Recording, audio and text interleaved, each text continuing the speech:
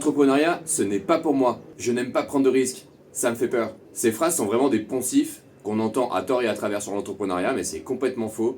Je vais t'expliquer pourquoi. Un vrai entrepreneur, c'est quelqu'un qui va prendre des risques, certes, mais tout le monde en prend tous les jours quand tu prends ta bagnole pour aller à ton travail. Non, un entrepreneur, en fait, ça prend des risques, mais des risques qui sont calculés. Et c'est ce mot de risque calculé qui va faire toute la différence, vraiment. Là, je suis au ski et ça me fait penser du coup à une analogie que j'ai eue de la part d'un entrepreneur. Donc c'est un des meilleurs cours d'entrepreneuriat que j'ai eu au ski il y a une dizaine d'années à Tignes. Je skiais donc avec ma tante et ma tante avait un ami qui était belge, qui avait la soixantaine, ça faisait 20 ans qu'il était à la retraite. Il était entrepreneur, il montait des business différents, tu vois, à 28 ans, il avait un club de tennis à lui, il avait des motos, donc un magasin de motos, etc.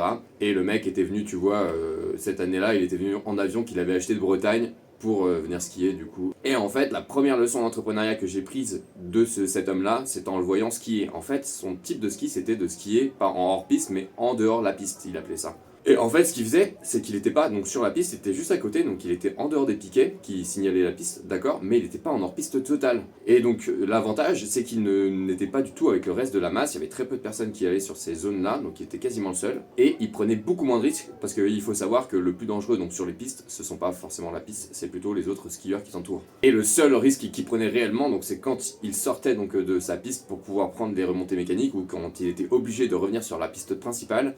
Ce qu'il faisait, il était extrêmement précautionneux, il regardait à droite, à gauche, il laissait passer tous les skieurs et il allait quand il y avait vraiment personne pour prendre le moins de risques possible. Et donc tu vois, un novice pourrait se dire ah il prend des risques, il est en hors-piste, etc. Mais pas du tout. Lui il prenait beaucoup moins de risques que moi ou que la plupart des skieurs sur le domaine. Ça nécessite deux choses cependant. La première c'est d'une connaissance parfaite du domaine, il connaissait le domaine extrêmement bien, il faut dire que ça faisait des années qu'il est là. Et la deuxième c'est qu'il connaît très bien les conditions météorologiques, il sait tu vois dans quelles conditions de température et de chaleur tu peux pas descendre ce genre de piste au risque de déclencher des avalanches, etc. Et c'est exactement pareil dans l'entrepreneuriat. Il faut que tu connaisses ton environnement, que tu connaisses le marché en l'occurrence, et que tu saches quel risque tu peux prendre et quel risque tu peux diminuer au maximum. Pour nous, le risque est de différentes facettes dans l'entrepreneuriat. Tu peux avoir le risque financier, tu peux avoir le risque relationnel, tu peux avoir un risque par exemple de santé. Donc tu fais la liste de tous les risques que tu as et tu regardes quel risque tu es prêt à prendre et quel risque tu ne peux pas te permettre de courir. Et donc dans cette case-là, il va falloir voir comment tu fais pour diminuer ce risque. Si on prend exemple sur le risque financier par exemple, je t'avais fait une vidéo comment démarrer sans argent dans l'artisanat, je te la mettrai juste là, et où je te détaille exactement comment j'ai fait pour démarrer avec moins de 200 € je crois à l'époque. Si on prend mon exemple personnel, donc je me suis reconverti et j'ai essayé de diminuer donc les risques. Le premier risque c'était est-ce que ça allait me plaire et est-ce que j'allais être bon donc dans l'artisanat.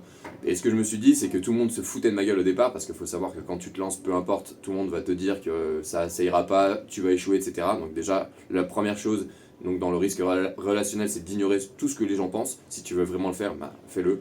Liste, donc comme je te l'ai dit, tous les risques, et essaie de les diminuer au maximum. Et donc dans mon cas, je me suis dit, écoute, pas plus con qu'un autre, j'étais plutôt bon en sport, tu vois. J'étais pas une rockstar, mais en tout cas, j'étais bon dans pas mal de sports. Et je me suis dit, c'est de la coordination, main-œil, en tennis, tu vois, notamment.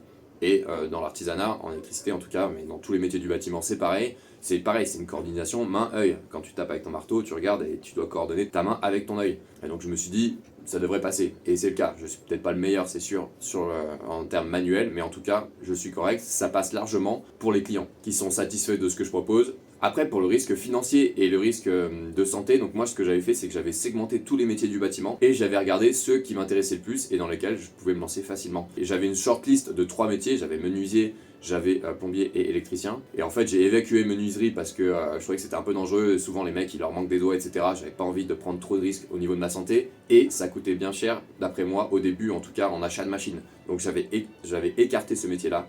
Il restait plus que plombier et électricien, dont j'avais entendu que ça gagnait vraiment bien. Bon, je vais nuancer ce genre de choses dans d'autres vidéos, mais en tout cas, c'est vrai que je me plains pas, hein.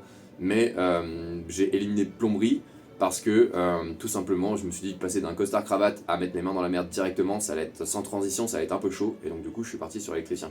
Donc si t'es encore en poste, donc chez un patron, mais que tu veux te lancer, franchement, fonce, vas-y.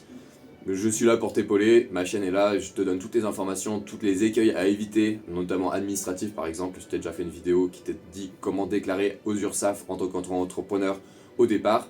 Donc regarde-la, elle est vraiment intéressante, tu as tous les détails dedans, tu peux pas te planter si tu suis ce que je te dis.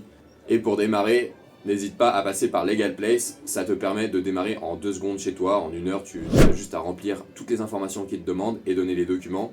Et le process est super bien fait, ça te coûte entre 50 et 100 euros si t'es pressé. Donc franchement, t'as plus d'excuses, démarre en 2025, je serai là pour t'aider. Bon chantier à vous les gars, bisous.